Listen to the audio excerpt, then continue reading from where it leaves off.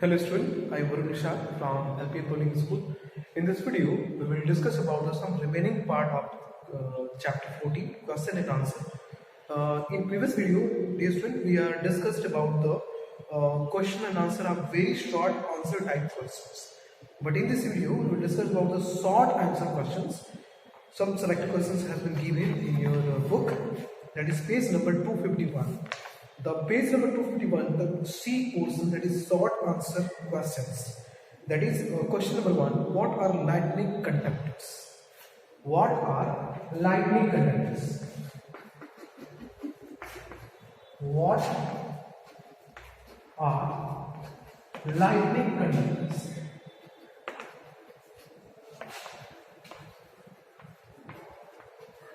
What are lightning conductors? ये हमको आप क्या करना है कि शॉर्ट में इसका आंसर करेंगे. अब कैसे हम लोग आंसर करेंगे? Try this. Look at it.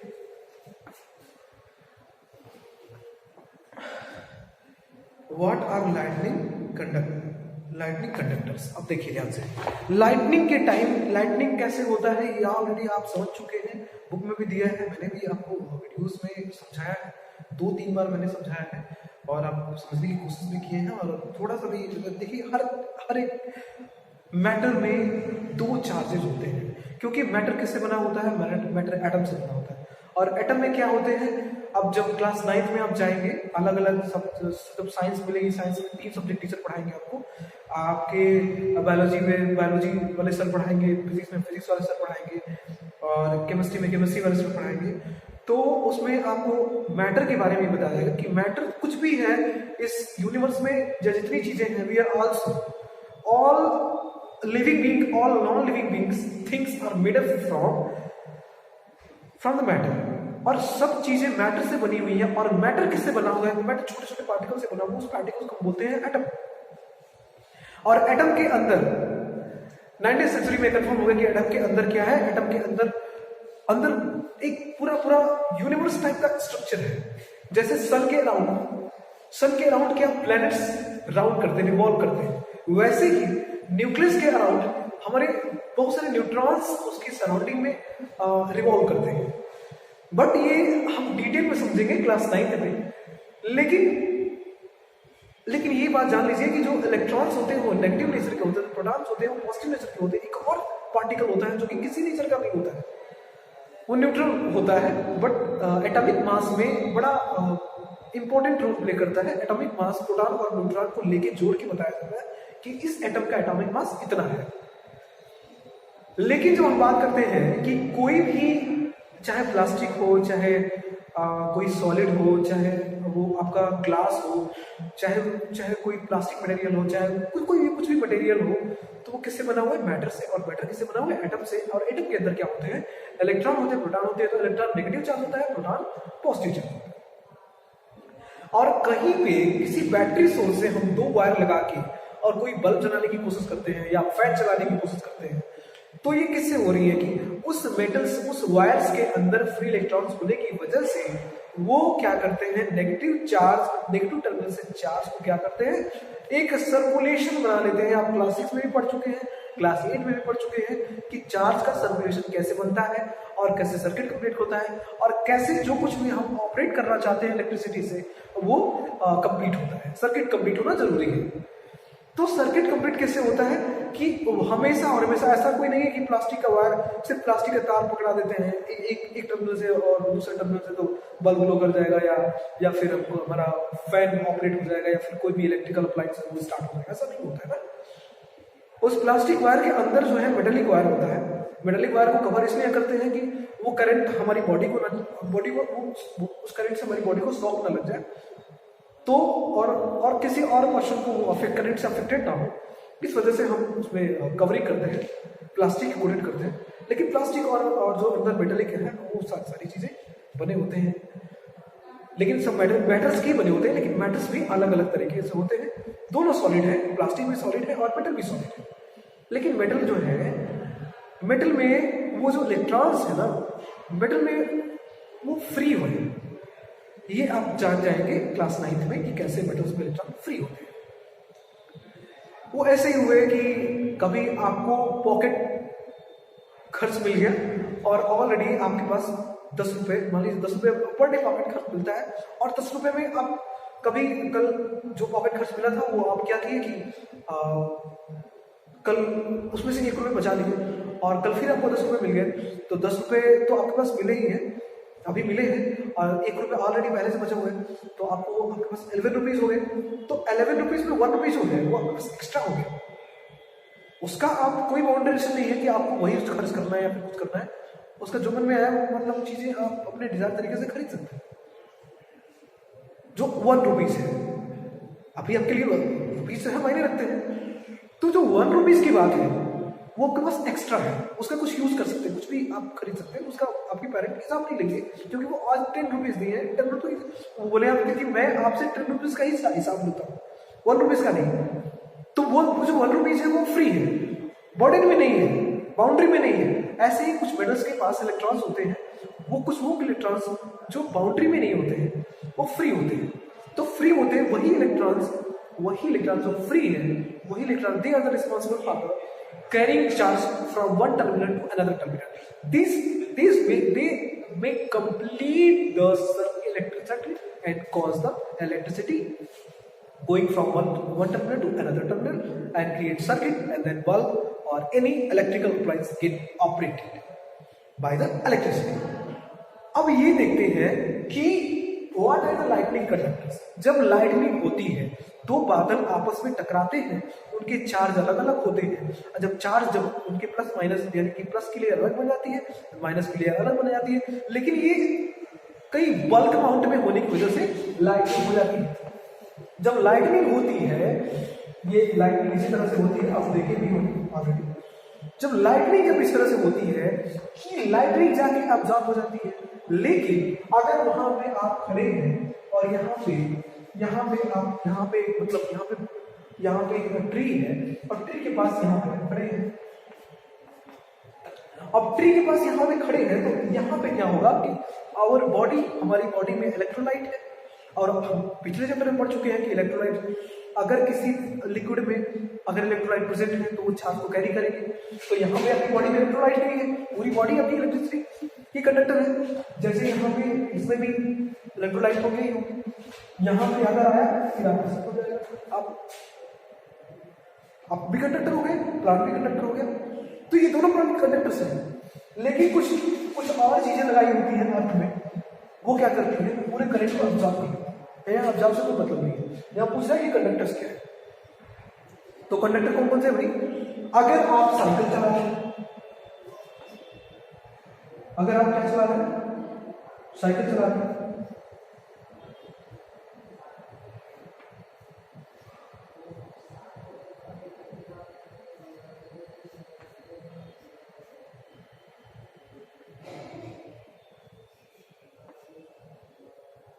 Cycle इस तरह से है,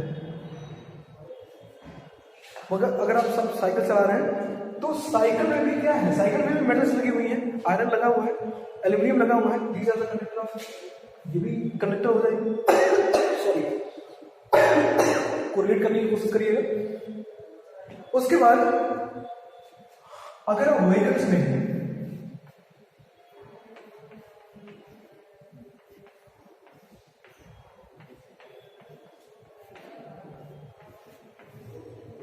अगर आप व्हीकल्स में हैं तो व्हीकल्स में क्या होती है कि व्हीकल्स तो सेफ होती है, अंदर से जो है इंसुलेटर लगे होते हैं, बाहर तो आपका आयरन की प्लेटें होती हैं, लेकिन यहाँ पे जो है, यहाँ पे जो लगे होते हैं, जो खिड़की जो विंडोज होती है, जो कार की विंडो है, व्हीकल की विंडो है, उसमें क्या लगे होते हैं, ग्लासेस लगे होते हैं। और ये ग्लासेस होती है इंसुलेटर ऑफ, ये करंट को पास नहीं होने देते, तो ये तो सेफ हो जाएंगे, ये एरिया तो सेफ हो जाएगा। लेकिन कौन कौन से, जो लाइटनिंग के कंडक्टर होंगे, यानी जो इलेक्ट्रिसिटी के कंडक्टर होंगे, वही क्या होंगे, लाइटनिंग के कंडक्टर होंगे।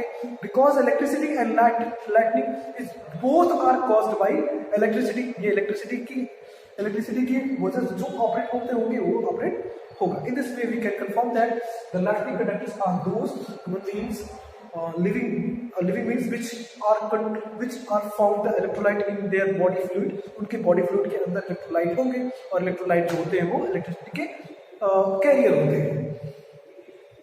तो metals, human body, plant body, these are the and lake or pond water are conductor of electricity। अगर उसमें कोई पर्सन है उस समय जहाँ लाइटिंग हो रही है तो इलेक्ट्रिक शॉक लग सकता है, उसकी मौके पे मौत भी हो सकती है। तो ये है क्या है, ये लाइटनिंग के कंडक्टर्स है। व्हाट इज द, एक और क्वेश्चन है, what is the ebonite rod?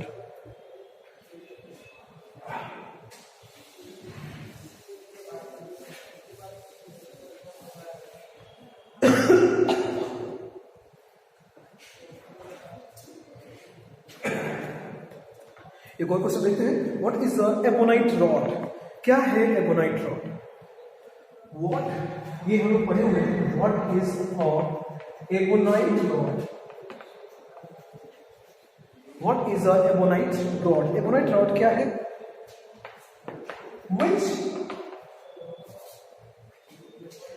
which charge does it acquire? Which charge does it require?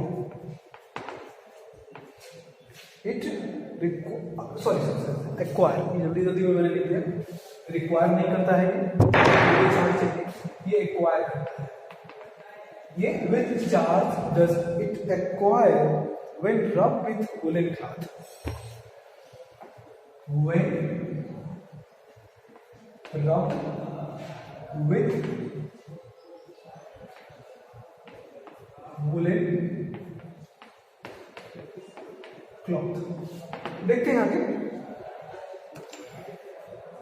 पूछ रहे हैं what is the ebonite rod और which charge does it acquire, और ये कौन सा चार्ज एक्वायर करेगा विथ वुलन क्लॉथ? अगर इसको हम वुलन क्लॉथ पे रब करें तो कौन सा चार्ज इस पे आएगा? देखिए डिस्टूडेंट, जब इस चैप्टर के स्टार्टिंग में जब हम लोग पढ़ रहे थे तो दो राड हमको मिला था एक्टिविटी में। पहला राड था ग्लास राड, तो ग्लास राड इसमें रब करने के लिए बोला गया था, तो glass rod rubbed on the silk cloth, but ebonite rod is rubbed on the woolen cloth. So when the glass rod is rubbed on the silk cloth and when the glass rod is charged when it come in contact with another glass rod, अगर उस glass rod को किसी hanger से ऐसे लटका दिया जाए, ऐसे मान लीजिए ये बेस है और यहाँ से ये थ्रेड से यहाँ से मान लीजिए मैंने मान लीजिए ग्लास रॉड को यहाँ से लटका दिया हुआ है। अगर मान लीजिए यहाँ पे मैंने लटका दिया तो दूसरा आप लेके यहाँ पे टच करते हैं, दूसरा रॉड लेके टच करते हैं तो एक दूसरे को क्या करेंगे, रिपेल करेंगे। दूसरे को क्या करेंगे, रिपेल करेंगे। दूसरे एक दूसरे को क्या करेंगे, प्रतिकर्षित करेंगे, अट्रैक्ट नहीं करेंगे। हुआ क्या कि दोनों में मतलब इसको भी रब करके लेके आएंगे सिल्क क्लॉथ से, इसको भी सिल्क क्लॉथ से रब करेंगे, दोनों ग्लास रॉड है, दोनों एक दूसरे के रब करेंगे तो दोनों सेम तरह के चार्ज को शो करेंगे। तो बाद में कंफर्म हुआ था ये कौन सा चार्ज है, ये चार्ज है पॉजिटिव, नेगेटिव चार्ज है। जब ये नेगेटिव चार्ज है तो इसमें अगर हम ये एबोनाइट है तो एबोनाइट में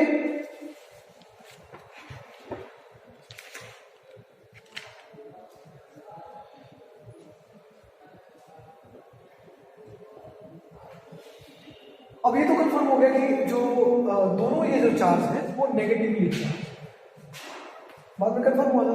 अब ये व्हाट इज एबोनाइट, तो एबोनाइट रॉड जो होता है वो रबर का बना होता है। Ebonite rod is made up from highest quality rubber. जैसे जो रबर इरेजर होता है उसी तरह का रबर होता है, liquid hard substance than the rubber. अब ये एबोनाइट रॉड रबर का होता है। Which charge does it require when rubbed with woolen cloth? जब हम वुलन क्लॉथ पे इस एबोनाइट रॉड को रब करेंगे तो इट एक्वायर बिल्कुल फैक्चुअल है, इट एक्वायर, क्या एक्वायर करेगा भाई? Positive charge.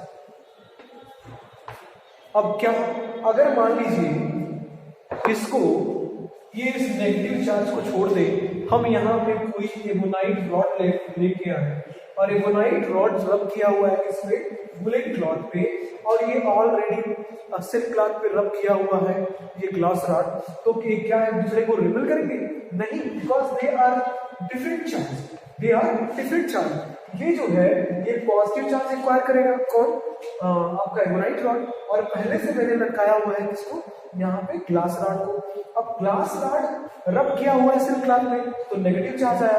अब इस पे एबोनाइट रॉड रब किया गया है वुलन क्लॉथ में तो पॉजिटिव चार्ज आया। तो दोनों जब एक दूसरे को कांटेक्ट में आएंगे तो क्या करेंगे? एक दूसरे को अट्रैक्ट करेंगे। क्या करेंगे? अट्रैक्ट करेंगे। They are attract to each other, they attract to each other. But यह क्वेश्चन की बात नहीं है, क्वेश्चन एक दूसरे पर पूछ रहा है कि what is ebonite rod? Ebonite rod क्या है? तो ebonite rod is made from rubber type material and which charge does it require? ये कौन सा चार्ज एक्वायर करता है? It acquire the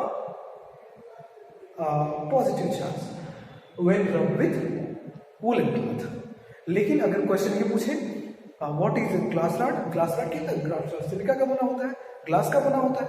end when it require the negative charge when it rub with silk cloth, and when the both rod, that is ebonite rod and glass rod, rubbed with the ebonite rod rubbed with woolen cloth and the glass rod rubbed with woollen cloth, sorry silk cloth, ये को ebonite को woollen पे रब कर दिया और जो है ग्लास रॉड को किस पे रब किया? सिल्क क्लॉथ पे। दोनों को रब करके हम टच करने की कोशिश करते हैं। They are attracted to each other. That's why they are definitely they carry two different charges. That's why they attract to each other, and that's why the ebonite rod acquire the positive charge as well as the glass rod acquire negative charge. Takes another question, that is explain how lightning conductors protect tall structure from damage due to lightning. अब जो लंबे building होते हैं, अब यहाँ पे जो cities में जो बिल्डिंग होती है, सिटीज में जगह कम होती है तो वर्टिकल बिल्डिंग जो लोग बनाते हैं तो एक एक बिल्डिंग में सात सात फ्लोर होते हैं, 10 फ्लोर होते हैं। तो जो 10 फ्लोर वाली बात है और लाइटनिंग हो रही है तो कैसे लोग सेव करते हैं वो थोड़ा सा देखते हैं। इसमें डायग्राम बना हुआ है, मैं आपको दिखा रहा हूँ। आपके पास जो बुक होगी उसका करेक्ट करने की कोशिश करिएगा। ये तो डायग्राम है, ये डायग्राम जो है, इस डायग्राम को गौर से देखिएगा ध्यान से। इसमें कुछ एंटीनास लगे होते हैं और एक एंटीनास जो है, अगर वहाँ पे जो एंटीना है वहाँ पे जो एंटीना है उस एंटीने से वायर लटका के फिर नीचे लेके आएंगे, जो नीचे लेके आएंगे। यहाँ पे अगर आप ध्यान देने की कोशिश करें तो यहाँ पे जो ए वाई है, यहाँ पे जो वाई और ए है वो नीचे, यहाँ पे इसका जो टावर है, इसका जो थोड़ा सा नेटवर्क जो है यहाँ वायर से कनेक्टेड है नीचे। अब होगा क्या देखिएगा, अगर यहाँ पे मैं बनाने की कोशिश करूँगा अगर आपको, तो मैं क्वेश्चन नंबर 3 पढ़ रहा हूँ। Explain how lightning conductors protect tall structure from damage due to lightning. अब ये कंफर्म करिए कि लाइटनिंग के टाइम में जो टॉल स्ट्रक्चर होता है, बड़ी बड़ी बिल्डिंगें होती हैं, वो लाइटनिंग से कैसे बचती है। तो बड़ा ही सिंपल ट्रिक है, इंजीनियर्स बनाते हैं इसको। अगर आप पढ़ेंगे आप भी तो क्लास 8 में, और टाइम के साथ ध्यान देंगे, पढ़ाई करेंगे तो आप भी ऐसी पोस्ट पे पहुंच सकते हैं।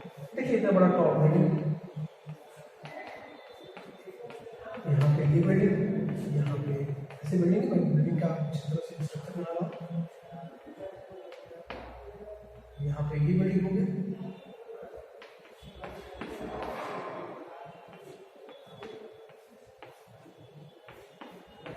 और यहाँ पे ये बिल्डिंग जैसा लग रहा है या नहीं? मान लीजिए इतना बड़ा बिल्डिंग है और यहाँ पे लाइट लग रहा है।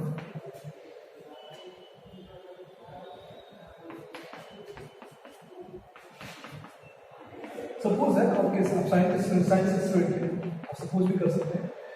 तो यहाँ पे मैं बोल रहा हूँ, यहाँ पे प्लांट है, यहाँ पे प्लांट है, और यहाँ पे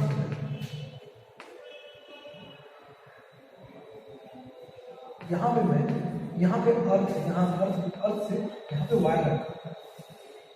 अब सपोज है यहाँ लाइटनिंग जब होती है और ये वायर यहाँ पे कनेक्ट है अर्थ से, यहाँ से सॉइल में रॉड है, सॉइल में, और यहाँ पे ऊपर से एंटीना से लगा हुआ है वायर डेफिनेटली मेटेलिक वायर होगा। अब इस मेटेलिक वायर यहाँ पे लगा हुआ है, अगर यहाँ पे लाइटनिंग होती है, यहाँ पे लाइटनिंग आती है, तो तुरंत ये जो यहाँ जो वायर है तुरंत यहाँ से कहां चली जाएगी, तुरंत एब्जॉर्ब कर ली जाएगी अर्थ में। तो दो तरह का वायर होता है। जब इलेक्ट्रिशियन जब आपके यहाँ से वायरिंग करता है तो दो तरह का वायर होता है। जब एक्सेस अमाउंट में इलेक्ट्रिसिटी होती है वो क्या करता है, ट्रांसफर कर देता है अर्थ में, तो अर्थ उसका फेज भी अर्थ हो जाता है। तो फेज अर्थ तो होता क्या है कि when the lightning fall on the large building, big building, the antennas are connected from the soil rod and this rod is connected from the antenna with the wires, and इस wires में जैसे यहाँ पे जो lightning होगी वैसे wire से shift करके कहाँ चली जाएगी, अर्थ में चली जाएगी। सॉइल को हटा अर्थ में शिफ्ट हो जाने की वजह से बहुत बड़ा डैमेज होने से, बहुत बड़ा नुकसान होने से बच जाता है। That's it.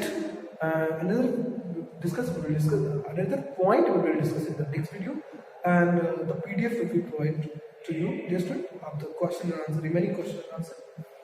Do well in your chapter 14, Some Natural Phenomena. Thank you.